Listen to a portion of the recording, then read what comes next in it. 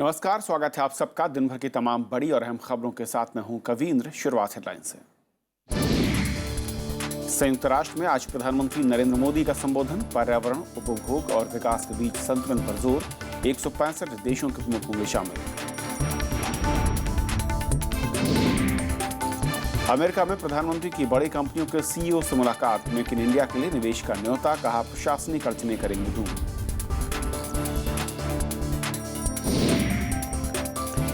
मक्का हादसे में 14 भारतीयों की मौत, 13 भारतीय घायल, मौत का आंकड़ा 719 के पार। पीड़ितों की मदद की कोशिशें तेज।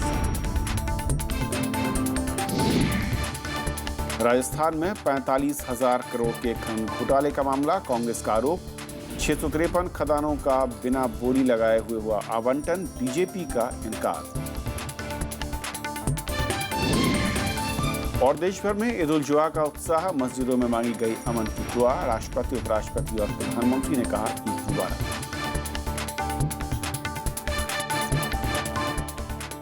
और आइए देखते हैं पहली खबर।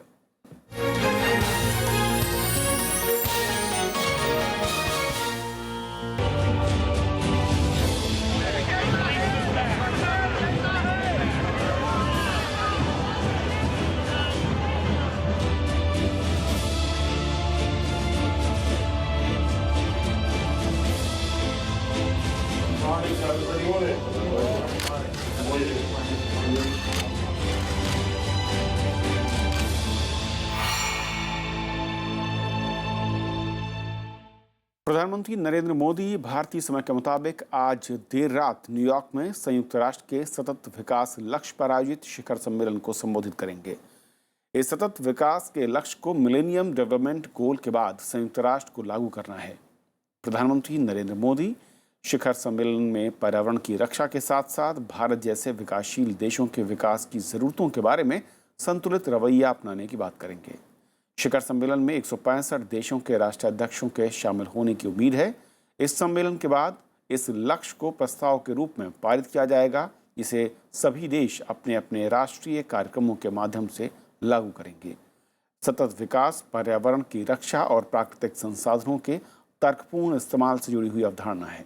सम्मेलन के बाद प्रधानमंत्री श्रीलंका, मिस्र और भूटान समेत कई देशों के प्रमुखों से भी मिलेंगे। प्रधानमंत्री नरेंद्र मोदी ने गुरुवार को न्यूयॉर्क में बड़ी कंपनियों के सीईओ के साथ राउंड टेबल वार्ता की। उन्होंने इस मौके पर डिजिटल इंडिया स्टार्टअप मिशन और मेक इन इंडिया अभियान के जरिए शीर्ष कंपनियों को भारत में निवेश का न्योता दिया। प्रधानमंत्री ने देश में जरूरी आर्थिक सुधार लागू करने का भी उन्हें भरोसा दिया।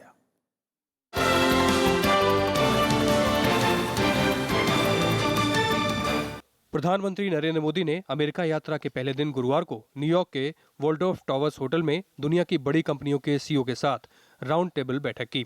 बैठक में जेपी मॉर्गन के सीईओ जेमी डिमॉन, ब्लैकस्टोन के सीईओ और सह संस्थापक Stephen A Schwarzman, Warburg Pincus के चार्ल्स काई, केकेआर के सह अध्यक्ष हेनरी क्रेविस, एआईजी इंश्योरेंस के सीईओ पीटर हैंकॉक समेत शीर्ष वित्तीय कंपनियों के सीईओ ने शिरकत की। उद्योग जगत की हस्तियों के साथ हुई इस बैठक में प्रधानमंत्री ने सरकार के सुधार एजेंडे की तस्वीर पेश करते हुए आर्थिक माहौल को बेहतर बनाने के लिए अब तक की गई कोशिशों का जिक्र किया। बीते 15 महीनों में कराधान, आधारभूत संरचना और एफडीआई में तेजी के लिए उठाए गए कदमों का भी विशेष तौर पर उल्लेख किया। I was very pleased with the comments from the Prime Minister. India is an area, a country that is very attractive to us for potential investment, and the issues that he is addressing overall will be very helpful for us in making decisions to put more capital. There was constructive dialogue. Right. It was in the spirit of collaboration, in the spirit of lifting up India, trying to get more foreign direct investors there. And the Indian people should know that all the businesses are devoted to that. And JP Morgan's been there for a long time. We have 28,000 employees in India. प्रधानमंत्री नरेंद्र मोदी ने Fortune 500 में शामिल कई कंपनियों के प्रमुखों से भी अलग से मुलाकात की। उन्होंने अमेरिका की शीर्ष कंपनियों को मेक इन इंडिया अभियान से जुड़ने की पुरजोर अपील की। Frankly, if India has to live up to joining those kinds of world trade bodies, domestic reform will be an important part of the whole thing. And so that's part of what he has to do. प्रधानमंत्री ने उद्योग जगत को भारत में कारोबार करने में पेश आ रही दिक्कतों को दूर करने का भरोसा भी दिलाया। Prime Minister heard from each and every one of them on what their plans for India were, what are the problems that they were facing, how we could resolve them. And by and large, the mood was very upbeat. There was general consensus that the Prime Minister, is effecting change in India. The only thing that all the CEOs said is, please make that change faster. प्रधानमंत्री नरेंद्र मोदी ने tweet कर अमेरिकी उद्योग जगत की हस्तियों के साथ हुई इस बैठक को सकारात्मक करार दिया। वहीं शीर्ष कंपनियों के सीईओ ने भी मुलाकात को बेहतर बताया है।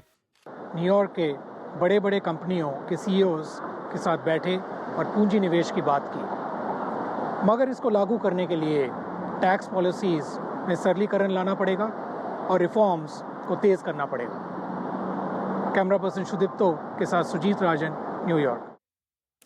प्रधानमंत्री नरेंद्र मोदी गुरुवार को न्यूयॉर्क में मीडिया और संचार जगत के दिग्गजों से भी मिले।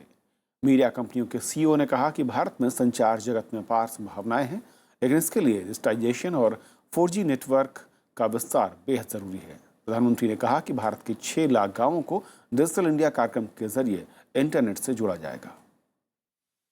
न्यूयॉर्क में गुरुवार को प्रधानमंत्री की अमेरिका की दिग्गज मीडिया कंपनियों के प्रतिनिधियों से मुलाकात हुई। इसमें करीब दर्जन भर मीडिया कंपनियों जैसे Time Warner, Discovery, Sony, ESPN, News Corp, 21 Century Fox, Disney Industries और ABC टेलीविजन ग्रुप के सीईओ शामिल रहे। इन कंपनियों का दुनिया के 40% मीडिया कारोबार में कब्जा है। कंपनियों का मानना था कि भारत में मीडिया के विस्तार की बड़ी संभावनाएं हैं, लेकिन इसके लिए सरकार को डिजिटाइजेशन अभियान को तेज करना होगा और साथ ही इंटरनेट 4G का भी तेजी से विस्तार करना होगा। It was a very important meeting because the Prime Minister was able to hear from them what their expectations were from India. As you know, most of them have invested in India and have invested in India for very many years.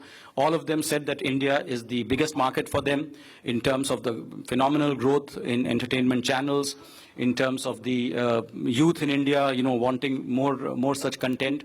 And they asked for, speedier digitization of the Indian systems. प्रधानमंत्री नरेंद्र मोदी ने media कंपनियों को ग्रामीण भारत की जरूरतों के मुताबिक क्षेत्रीय मीडिया में भी निवेश के लिए आमंत्रित किया। उन्होंने कहा कि कंपनियों के इंटेलेक्चुअल प्रॉपर्टी राइट्स यानी बौद्धिक संपदा अधिकार की रक्षा की जाएगी। विदेश मंत्रालय के प्रवक्ता विकास स्वरूप ने ट्वीट में कहा कि ब्रांड एशिया के लिए बैंडविड्थ का विस्तार भी किया जाएगा। हालांकि मीडिया में FDI की सीमा को 26% से बढ़ाने पर कोई बात सामने नहीं आई है। प्रधानमंत्री की इस यात्रा के दौरान प्रवासी भारतीय भी सरकार के कार्यक्रमों में दिलचस्पी ले रहे हैं। अमेरिका में बसे अनावासी भारतवासियों के लिए नरेंद्र मोदी कोई हीरो से कम नहीं है, मगर ये इमेज बरकरार रखने के लिए मोदी को 2 मांगे पूरी करनी पड़ेगी। एक, मतदान की क्षमताएं और दूसरी सामाजिक सुरक्षा। कैमरा पर्सन सुदीप्तो के साथ सुजीत, न्यूयॉर्क। और प्रधानमंत्री नरेंद्र मोदी की इस यात्रा के बारे में और बातचीत करने के लिए न्यूयॉर्क से हमारे साथ जुड़ रहे हैं वरिष्ठ पत्रकार जॉर्ज वर्गीस। जॉर्ज, स्वागत है आपका। सबसे पहले तो ये बताएं कि पहला जो दिन मैं कहूँ अमेरिकी यात्रा का प्रधानमंत्री का, क्या बड़ा कार्यक्रम रहा है, किस पर फोकस रहा उनका? तो आज का फोकस, जैसे उनका फॉरेन पॉलिसी का ही फोकस ये है, पहले कई बार उन्होंने बोल चुके हैं कि फॉरेन पॉलिसी का और स्ट्रैटेजिक पॉलिसी का की फोकस ये होना चाहिए, उससे इंडिया का इकोनॉमिक एडवांसमेंट में कितना मदद मिलेगा। तो उसी डायरेक्शन में फर्स्ट डे उन्होंने US में बिताया। सुबह से ब्रेकफास्ट से लेकर के शाम को डिनर तक। उसके बीच में बायलैटरल पॉलिटिकल इश्यूज भी आया, जैसे बांग्लादेश प्राइम मिनिस्टर के साथ उनका मीटिंग हुआ, लेकिन की फोकस यही रहा कि इंडिया का इकोनॉमी, कॉमर्स और बिजनेस में इस विजिट से क्या पा सकता है। तो उन्होंने सुबह फाइनेंशियल सेक्टर CEOs के साथ मीटिंग किया। उसके बाद शाम को अपना डे का अंत में 42 CEOs जो फॉर्च्यून 500 कंपनीज का CEOs है उनके साथ मुलाकात किया। ये जो न केवल आज का पूरा ट्रिप का उनका मकसद, मेन मकसद ये रहेगा, उनका जो मेक इन इंडिया कैंपेन है, जैसे पूरा जो मैन्युफैक्चरिंग सेक्टर को जो फिलिप देने का जो कोशिश है, वो सबको इस टूर से कितना मदद मिलेगा, कितना नेटवर्किंग मिलेगा, कैसे वो आइडिया US इन्वेस्टर्स के सामने और US मैन्युफैक्चरर्स के सामने रखेगा, उसी फोकस में टूर रहेगा। उसी फोकस में पहले दिन भी रहा। जॉर्ज, अब तक भारत को अगर दुनिया की नज़र से देखें तो सबसे बड़ा बाजार कहा जाता था, लेकिन प्रधानमंत्री की अब कोशिश इस बाजार के बजाय भारत को एक प्रोडक्शन हब बनाने को लेकर है। इस बदलते ट्रेंड के बीच जो तमाम बड़ी कंपनियों के सीईओज रहे, उनका क्या रिस्पॉन्स दिखता है? सीईओस को जिन सीईओ से हम लोग छोटा मोटा बात कर पाए, जैसे वो लोग इस कमरे से बाहर आ रहे थे, वो लोग सब 3-4 लोगों से मैं बात कर पाया। उन्होंने ये बोला कि जैसे इंडियन गवर्नमेंट का जो डायरेक्शन है, उनका ट्रेंड है, वो ट्रेंड से वो सब लोग खुश है। लेकिन सब लोग ये भी माना कि जैसे चेंजेस हो रहे हैं, ठीक दिशा में हो रहे हैं, लेकिन थोड़ा और तेज़ी से हो सकता है। उस मामले में भी सारे लोग सहमति से ये बात रखे और प्राइम मिनिस्टर भी वो बात शायद माना है और उन्होंने प्रॉमिस किया है कि और फास्टर पेस में यही डायरेक्शन में और कदम आगे बढ़ाएंगे। यानी कि सरकार स्पीड अप करेगी उस सिस्टम को जिसको लेकर तमाम बड़ी कंपनियां चाहती हैं। इसके साथ साथ जॉर्ज, प्रधानमंत्री को संयुक्त राष्ट्र के सतत विकास शिखर सम्मेलन को संबोधित करना है। वित्तीय क्षेत्र के बाद सामाजिक क्षेत्र पर मैं कह सकता हूं कि शायद यहाँ पर बात होगी, लेकिन इस पूरे विकास सम्मेलन में क्या बड़े मुद्दे हैं जिन पर शायद उनका फोकस रहे या फिर जिन पर उनका जोर रहेगा? एक नज़रिया से एक तो ये ठीक है कि उनका कॉमर्स से हट करके सोशल के ऊपर है।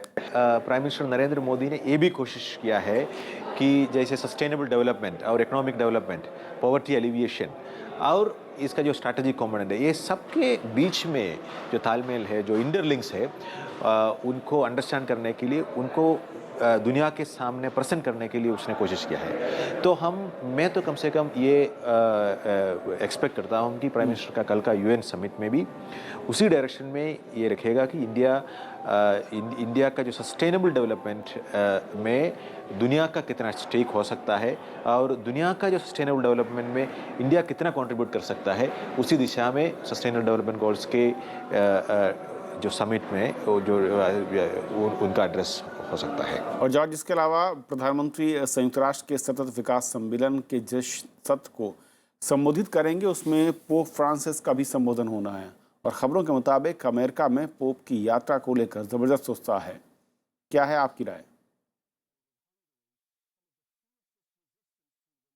बिल्कुल, बिकॉज अभी पिछले 3-4 दिन से हम लोग यूएस में घूम रहे हैं और वाशिंगटन में भी हम देख रहे थे कि पोप फ्रांसिस को रिसीव करने के लिए अभूतपूर्व तरीक़ा से यूएस ओबामा एडमिनिस्ट्रेशन ने प्रयास किया है। और पोप फ्रांसिस का खासियत है कि जैसे न केवल एक स्पिरिचुअल लीडर है, उनका काफ़ी इंटरवेंशंस दुनिया के सामने जो चुनौतियां हैं डेवलपमेंट को लेकर के, एनवायरनमेंट को लेकर के, जो डेवलपमेंट मॉडल को लेकर के और कैपिटल सिस्टम को लेकर के है, वो सब मामलों में उन्होंने कई बार खुले तरीक़ा से वेरी कैंडिडली अपने व्यूज़ सामने रखा है।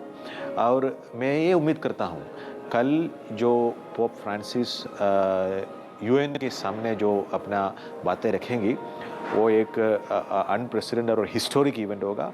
इसलिए न्यूयॉर्क में सारे लोग, न केवल मीडिया है, कमेंटेटर्स और आम जनता, सब लोग उनका इंतज़ार कर रहे हैं कि वो क्या बोलेगा। लेकिन इतना तो ज़रूर है कि वो एक हिस्टोरिक एड्रेस होगा, क्योंकि दुनिया के सामने जितना चुनौतियां हैं डेवलपमेंट को लेकर के, और इस समय वो अपना विचार रखेगा और वो विचार के ऊपर बाकी दुनिया के नेताओं जो शामिल होगा उनको भी उसके ऊपर विचार करना पड़ेगा। जॉर्ज, मेडिसन स्क्वायर जिसके बारे में कहा था कि ज़्यादा नए तरीके के लिए बातें यहाँ पर आती हैं, यहाँ पर प्रधानमंत्री ने भारतीय समुदाय को संबोधित किया था, इस बार पोप यहाँ पर अमेरिकी समुदाय को संबोधित करेंगे। क्या ये माना जाए कि नए तरीके का ट्रेंड जो शुरू हो रहा है उसे प्रधानमंत्री नरेंद्र मोदी ने सेट कर दिया है और उस पर अब तमाम जो बड़े दिग्गज लोग हैं, अलग अलग मैं कहूँ धार्मिक जगत से या फिर राजनीतिक क्षेत्र से, वो उसको कुछ फॉलो करते हुए दिख रहे हैं? नहीं, वो मैं नहीं मानूंगा, क्योंकि मेडिसन स्क्वायर एक पब्लिक प्लेस है जहाँ पे कई पब्लिक फंक्शंस हुआ है, रॉक्स कॉन्सर्ट से लेकर के कई कल्चरल इश्यूज और प्रोग्राम्स हुआ है। तो जो पोप फ्रांसिस का विजिट उनसे लिंक करना मुझे लगता है थोड़ा ये हो जाएगा। चलिए जॉर्ज, बहुत बहुत शुक्रिया फिलहाल आपका न्यूयॉर्क से हमसे जुड़ने के लिए और इस पूरे दौरे पर ताज़ा अपडेट देने के लिए। तो ये थी हमारी पहली खबर। छोटा सा ब्रेक के उस पार दिन भर की दूसरी बड़ी खबरें।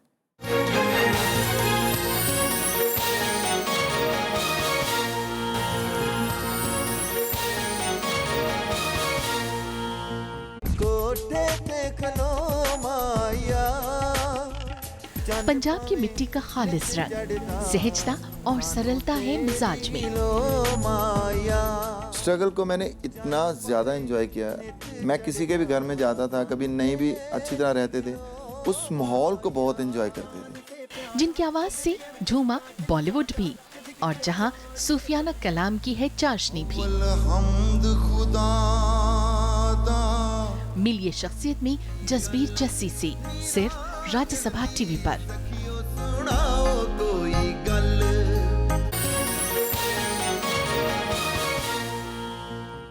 न्यूयॉर्क में प्रधानमंत्री नरेंद्र मोदी और बांग्लादेश की प्रधानमंत्री शेख हसीना की गुरुवार को अलग से मुलाकात हुई। दोनों नेताओं के बीच द्विपक्षीय संबंधों की स्थिति और उसे आगे बढ़ाने के तरीकों पर बातचीत हुई।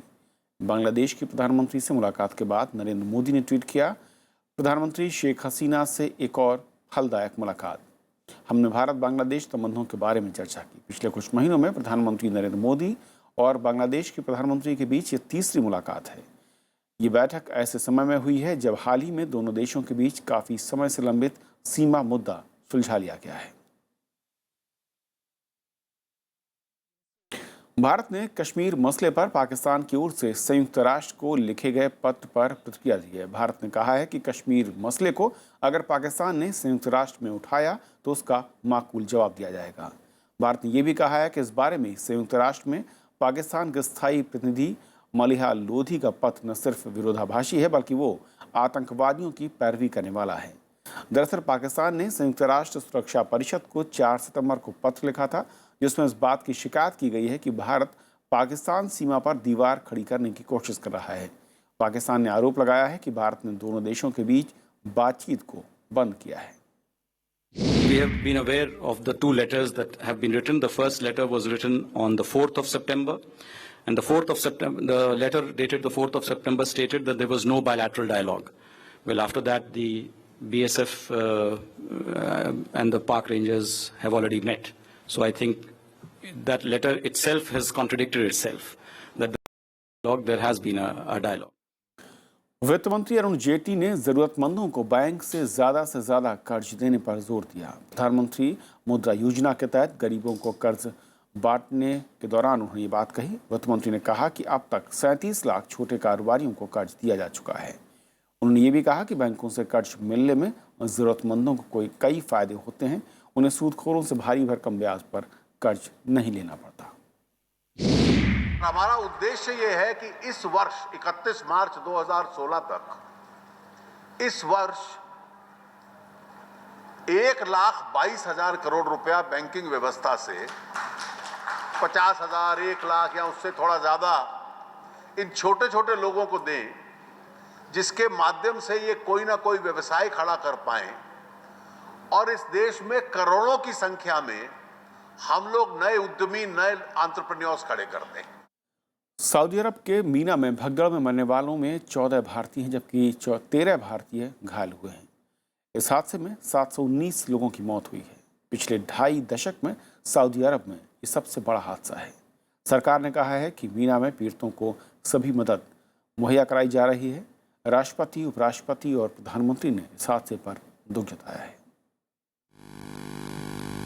अहमदाबाद के नौगरी परिवार में सिर्फ मातम है। परिवार के 7 सदस्य हज करने गए थे जिसमें से 2 महिलाओं की मौत हो चुकी है और एक सदस्य अभी भी लापता है। मीना में गुरुवार को भगदड़ में 719 जायरीनों की जान चली गई। इनमें 14 भारतीय भी हैं। वहाँ से पापा का फोन आया था कल कि वहाँ पे कुछ हुआ और उसमें मम्मी एक्सपायर हो गए। वो पता नहीं चला है किस चीज़ से क्या हुआ। सऊदी अरब में इस साल हज के लिए 20 लाख से ज्यादा जायरीन पहुंचे थे। इनमें 1.5 लाख जायरीन भारत से थे। गुरुवार को मीना में शैतान को कंकड़ मारने की रस्म के दौरान भगदड़ में सैकड़ों लोगों की जानें चली गईं। देखते ही देखते चारों तरफ कोहराम मच गया। विदेश मंत्री सुषमा स्वराज ने बताया कि भारतीय स्वयंसेवकों को मीना भेजा गया है और वो स्थानीय प्रशासन की मदद कर रहे हैं। हमारा मिशन, हमारी एम्बेसी, हमारा हज का जो स्पेशल मेडिकल सेल होती है वो तो पूरी तरह काम कर रही है वहाँ। और सऊदी गवर्नमेंट के जो कुछ लोग हैं उन्होंने काफ़ी मदद की है इसमें, काफ़ी लोगों की तकलीफ़ें दूर करने में, मगर हिंदुस्तान का मिशन बहुत ज़्यादा काम करता है।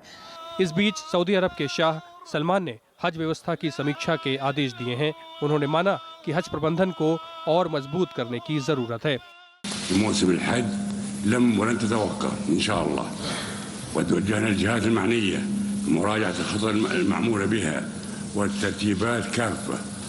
एक पखवाड़े में ये दूसरा मौका है जब हज के दौरान हादसा हुआ है। 11 सितंबर को अल हरम मस्जिद की छत पर एक क्रेन गिर गई थी जिसमें 115 लोगों की जान चली गई थी। मरने वालों में 11 भारतीय शामिल थे।